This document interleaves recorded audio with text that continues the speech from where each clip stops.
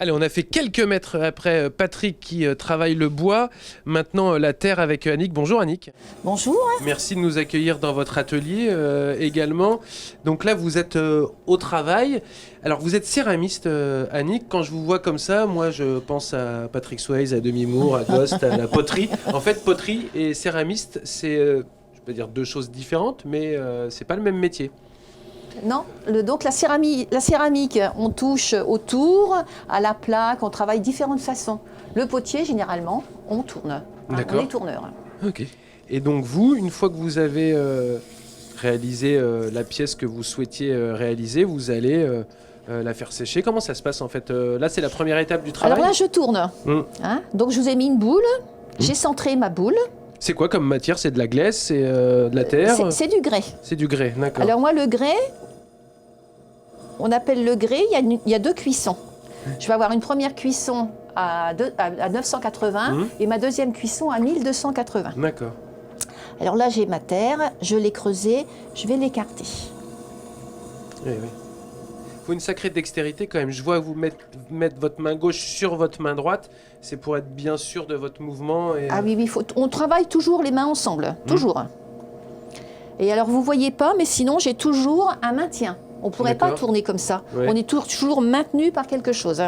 Donc là, ça va être sur moi. Et toujours de l'eau aussi De l'eau sans trop.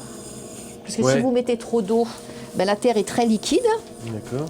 Et ça n'ira pas. Il faut une sacrée quand même dextérité. Patrick nous disait que vous étiez en Auvergne avant, vous êtes arrivé ici il y a 7-8 ans maintenant. Et finalement, Malicorne, quand on est céramiste, vous étiez déjà céramiste, Annick? Ah oui. Oui, donc c'était un peu pas naturel de venir à Malicorne, mais il y avait quelque chose en tout cas assez facile, quoi.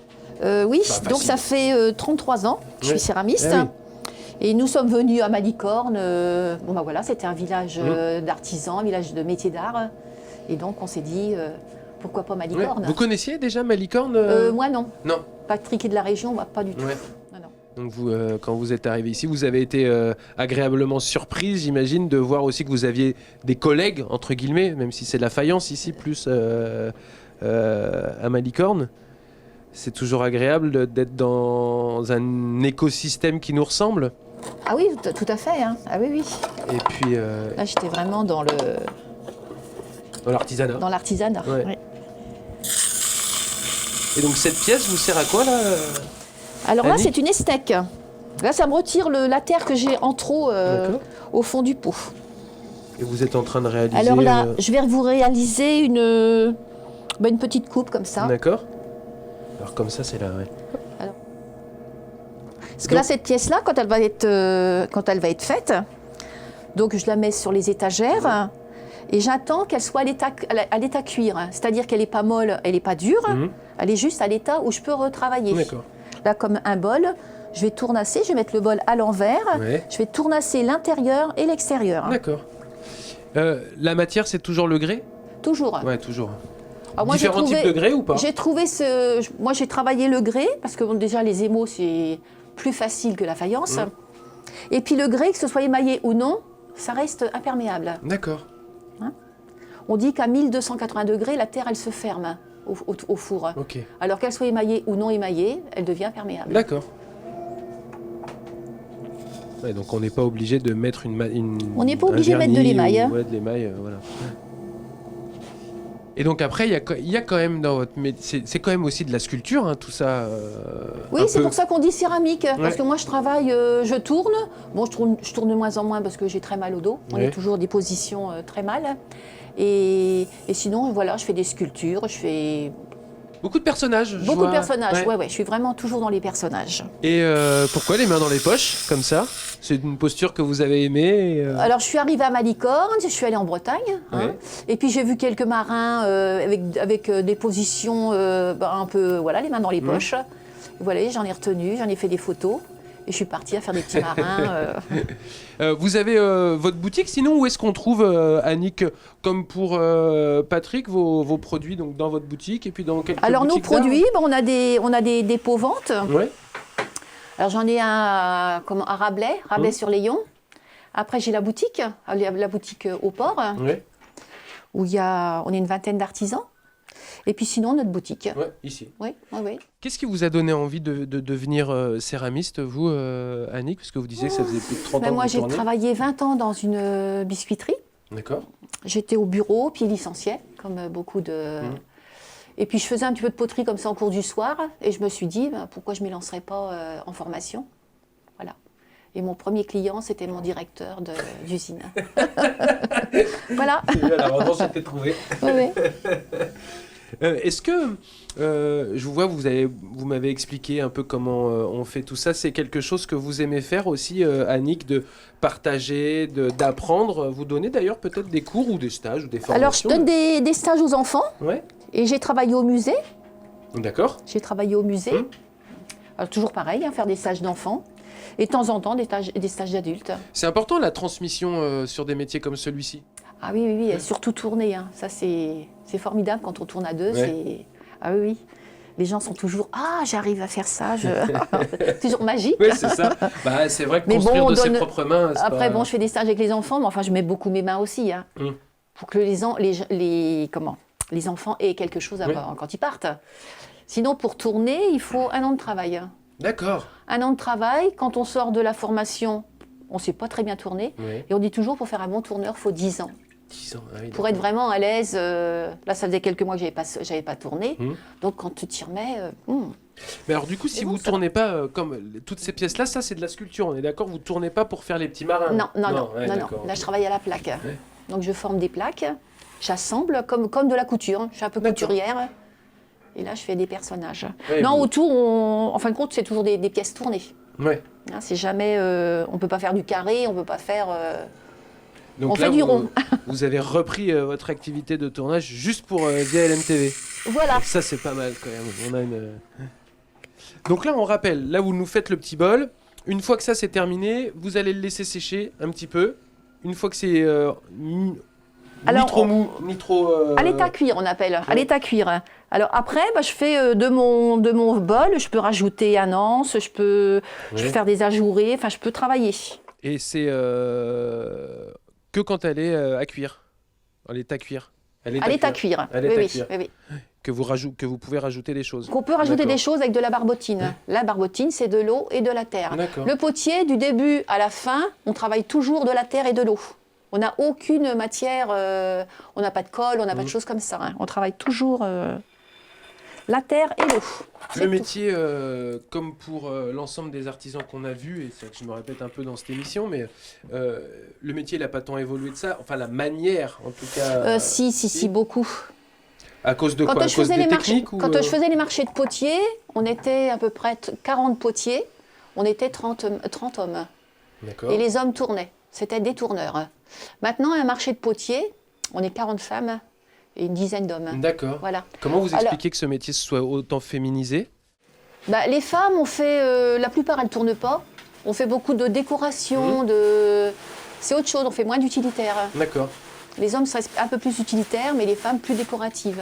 Mais le métier de potier existe encore quand même. Enfin, oui, il existe, mais de moins en moins. Ouais, de moins en moins. Et on est beaucoup plus de femmes. Mais la manière de tourner ou la manière de créer, de sculpter, est-ce qu'elle a évolué elle aussi, ou c'est finalement les mêmes gestes ancestraux? Toujours les mêmes gestes. Ouais, c'est ça. Ouais. Faut, quand on va à l'école, moi je suis allée à l'école à Saint-Amand-en-Puisaye, dans la Nièvre. Ouais. C'est toujours les mêmes choses. On apprend on commence à tourner, on commence à faire un bol, et puis il faut essayer de faire 20 bols identiques. D'accord. Mais vraiment au millimètre. Au millimètre. Parce qu'il n'y a pas de gabarit en fait, c'est les mains qui font. Donc. Non, puis après moi j'ai pas de hauteur, j'ai pas de largeur. Quand je tourne, vous savez quoi. Ça me vient, ça me vient tout seul. Ah ouais. Aujourd'hui, on peut se former encore assez facilement au métier de potier, de céramiste. Oui, il y a beaucoup d'écoles. Il y a beaucoup d'écoles. Il y a au moins 3 écoles. Je crois qu'il y en a une à Lyon, Saint-Amand-en-Puisaye, où ils forment 80, 100 potiers. Ouais. Alors de tout pays, de tout âge, on est vraiment tous mélangés. Alors souvent les gens qui ont ras-le-bol, admettons un directeur d'école, moi qui arrive de ma biscuiterie, on est tout à fait différents. Ouais, on peut, Ah ouais. on peut devenir potier presque à n'importe quel âge, j'ai envie de dire, sauf que bon, Il y a- c'est il y a une pas- limite il y a qui pas 10 d'âge. ans pour... Ouais. faut pas s'y mettre à 80 balais, mais... Non, non, non. Non, non. C'est vous qui peignez les pièces ou pas? Après, moi, j'émaille. Ouais, Ouais. ouais. Alors, on émaille. Alors, Vous donc, émaillez. quand ma pièce, elle est sèche, je la mets au four à 980 degrés. Oui. Alors, une fois que ma terre, elle est cuite une première fois, 980 degrés, j'en sors une pièce. On va regarder celle-ci. Voilà. D'accord. Ce qu'on appelle un biscuit. Hein, ma terre, là, elle est cuite une première fois. Ok. Je vais prendre mon seau d'émail. Alors, de l'émail, qu'est-ce que c'est? Ben, c'est toujours de la roche, c'est toujours de la poterie. Donc, moi, j'utilise le feldspath, le quartz, le kaolin, la craie, et je colore avec des oxydes. Vous trouvez ça où? Un peu partout? Ah oui, j'ai une grosse... Oui, moi, j'ai une industrie à Ancenis, à côté D'accord. de Nantes. Donc elle est déjà colorée? Oui, elle est Oui. déjà colorée. Ouais, ouais. Je la plonge. Alors, vous vous rendez pas compte, mais là, je suis en train de compter. Parce que si je la trempe 2-3 minutes, je vais avoir un petit rouge. Et si je la laisse un peu plus, je vais avoir du violet. Ah d'accord, Hein? ça bouge. Oui, Alors, oui, c'est oui. quoi? C'est décalé à l'air en fait qu'elle... C'est comment? Bah, après, non, c'est l'épaisseur de l'émail. D'accord. Plus on la laisse, plus il y a des mailles, et donc ma couleur change. Ça sèche hyper vite en fait. Hein. Ah oui, parce que ma pièce est poreuse. Ouais, Ensuite, cette pièce-là, je vais la remettre au four à 1280 degrés. d'accord. Donc, Donc la elle terre va- se ferme. Donc l'émail, donc il va cuire, il va fondre, et ça va devenir du verre. En fin de compte, de l'émail, c'est du verre. D'accord. Hein, de l'émail, c'est comme un verre qu'on boit, une assiette, c'est pareil. Hein, c'est du sable, c'est de la matière. Donc l'émail va fondre et va donner une pièce. Alors bon, c'est pas du tout la même couleur, mais voilà, une c'est pièce. Voilà, une D'accord. pièce comme celle-ci qu'on va pouvoir pour manipuler, ce sera bien plus Mais pratique. par exemple, le petit serpentin vert là, c'est fait a posteriori ça ou Ah ben là, je l'ai trempé une fois, et Ouais. après avec des pinceaux, je remets Ouais, c'est d'autres ça. Ok. d'autres pigments. Cet appareil, c'est une croûteuse. D'accord. Alors ma croûteuse, elle métale des plaques. Ok. Alors moi, je n'ai plus qu'à, avec mon petit crayon et ma lime, je fais des petites poules. Hein, j'ai j'ai toutes sortes De patrons. de patrons. Voilà, je me fais des patrons. Ouais, d'accord, ça c'est les chats qu'on a fait Voilà, voir, ça c'est les chats. On va montrer les poules parce que si je... Voilà. Ça c'est mes poules. D'accord. Voilà, donc j'ai mes petits patrons. Je les fais en terre. Ouais. Donc j'en fais une partie, une deuxième partie. Je les assemble. Je fais un fond. Ouais. Et après, je fais des petits décoration. dessins, de la décoration. Et là, ça va me donner un porte-crayon. Et j'ai fait 2 petits trous là, et ça me fait un soliflore. D'accord. Voilà. Très bien. Et là, Je pense toujours à travailler, en fin de compte, la décoration et l'utilitaire. Parce que les gens vont me dire, mais ça sert à quoi? Oui. Bah, Donc, après, faut ça ça- peut être que joli. Hein. Ah oui, mais il faut que ça serve souvent à quelque chose. Faut Hein. que ça serve à quelque chose. Donc voilà. D'accord. Donc Et, cette là, petite vous allez- poule, pareil, elle va être émaillée. Oui, c'est ce que j'allais dire. Hein? Vous allez la Voilà, colorer ou elle va être l'émailler émaillée plutôt, oui. et elle va devenir comme ça. D'accord. Donc les petits chats, les marins et les poules, on va dire que c'est vos trois... Oui, et Trois créations favorites? mon produit phare, c'est le petit lutin, le petit Jean sans peur, alors qui est là. Ah oui, on l'a Voilà. vu dans votre boutique. Lui, ça effectivement. fait 30 ans qu'il existe. Parce que bon, dans notre travail, il nous faut toujours un côté commercial, Oui. hein, pour arriver à en vivre. Et vous avez réussi déjà à mêler, on va dire, Le bois et la grès, terre, ouais, le bois et la terre. oui, on a fait. Mais Ouais. ça, non, C'est ça passait difficile. pas. Ah, Non, ça passe pas. non, non. Et vous tournez un petit peu le bois aussi ou pas? Non, je travaille Non. pas le bois, mais je le découpe. D'accord. Et Comme les Patrick, il- puzzles, les œufs magiques, D'accord. je fabrique. Et Patrick, il tourne un peu ou pas? Non, non, non, pas du Il tout. s'y est pas mis, lui. Non, non, non, non. Non. Très bien. Eh ben, merci beaucoup, Annick, de nous avoir reçus dans votre atelier. Ben, et merci de nous avoir aussi. expliqué tout ça, tout votre métier. Et voilà, donc vos créations qu'on peut retrouver dans la boutique, ici, dans votre atelier à Oui, Malicorne. tout à fait. Et également, pour ceux qui viennent à Malicorne, dans votre boutique, enfin la boutique des artisans d'art, qui est sur le port de Malicorne. Ouais. Non, puis l'intérêt de venir à la maison, c'est que nous, on a toujours les ateliers ouverts. Hein. Donc, vous pouvez montrer un Donc peu les ce que gens vous faites. viennent nous voir travailler. Voilà, on a plus de contact avec les clients. Eh ben, ça marche. Merci beaucoup, Annick.